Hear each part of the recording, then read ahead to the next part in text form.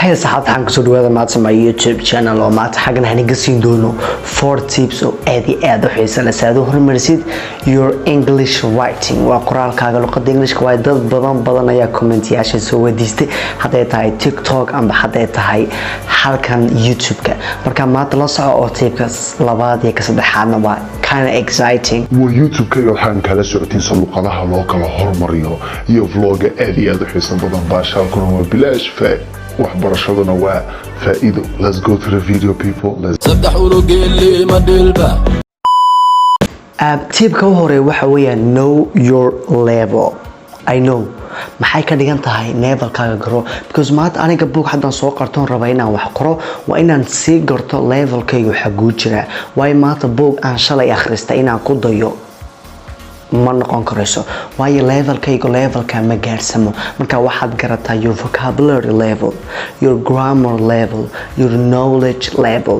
ta horeysa waxa weeyaan vocabulary-ga ta labaad waa naxwigii amba grammarkii ta saddexaadna waa khibradaada knowledge-kaaga weeyaan marka saddexdaada shay haddaad garatid adigu waxaad haysatid marka waxay ka dhigan tahay waad garanaysaa waxaad qori rabtid iyo xagaad gaarsiin karaysid writing-kaaga laakiin adigoo naftaada garanin xagaad gaari karaysid iyo xagaad gaari kareenba maad garanaysaa baska xagga waad gaari doontaa laakiin waa step by step iminka horta garo levelkaaga get to know yourself markaana bilow inaad wax qortid laakiin ha iska bilaabin haddaad waayo adoo isgaranaya iska bilowdata waxaa noqonaysaa sida ilmo yar oo kale maad aragtay marka qalin loo dhiibo wuxuu iska waxaya waxaana macno lahayn meel ka bilaamatana male meel ay ku dhamaadkana male marka know your level.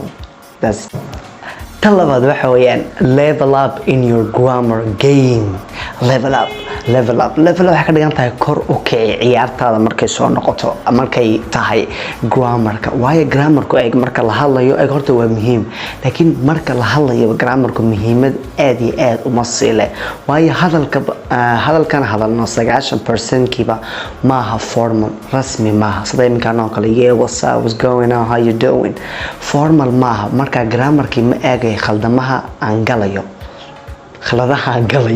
marka ma garan karayo ana uma fiirsanayo ma garatay laakiin marka la qorayo wuxuu noqonayaa rasmi formal because waxaan ku hadalno ma qori karaysid waxaan ku hadalno waa luqad suuqiya oo shacbiya waa street language taa marka ma qori karaysid markaad wax qoraysid waa formal ka hadalkaaga ha turjumin oo ha qorin maya inta ka hadalkaaga qorin waa inaad grammar ku bedeshid hadalkaaga because saddexaad waa ta muhiimsan weeyaan stop using conjunctions waa maxay weyn aan ku kala sheego sida kelmadan I don't want waa cajiib soomad garan laakiin don't waa laba kelmadood la isku daray do not weeyaan ma garatay wana ma qori karaysid I want wayna qortid marka conjunction kanad qorisid waa qalad horta haday noqoto professionally iyo wadiba ta muhiimsanay dadka jaamacadda iyo shaqadu ay ku hadlaan waa luqadda tani normalka ma waxa weyn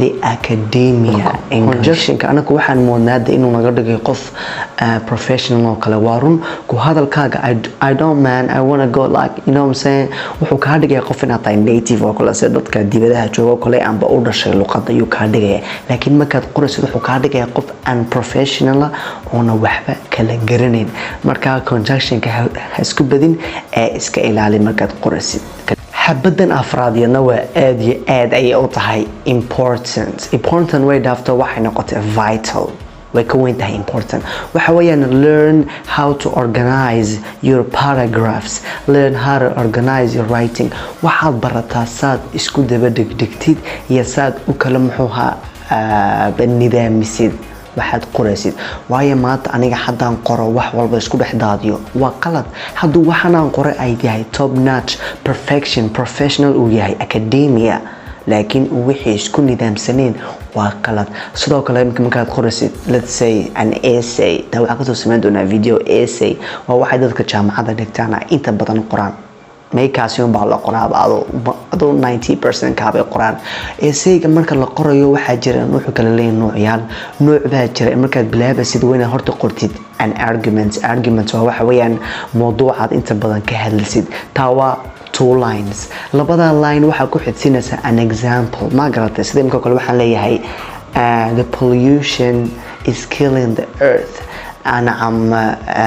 uskagan iyo siigadan waxay dilaysaa adduunka. taa waxa weeyaan my argument aan ku doodayo waa inaan xagga dambe aan ka dabageeyo example. sidoo kale aan arkano for example shirkadaha dilaya badda, factories, pollution, stuff like that oo kale. marka waa inaad u yeeshid example. waxaad ka hadlaysid waa inuu example lahaado.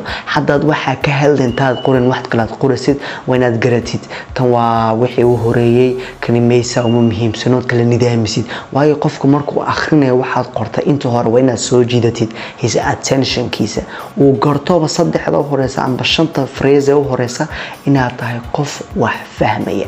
marka learn how to organize your shit. kala nidaam ee laabtaada adeero. xabadana waxa weeyaan mid laazima saama ugu soo khatimay sheekada tashanaad aan uga dhigay. waxa weeyaan write as much as you can. waxaad qortaa inta badan aad kari karaysid adiga magaranaysa karaantaada. hadda leedihid maanta waxaan qorayaa 2 phrase, maanta page baan qoraya. haddaba usbuucan toddobaadka waxaan qorayaa page.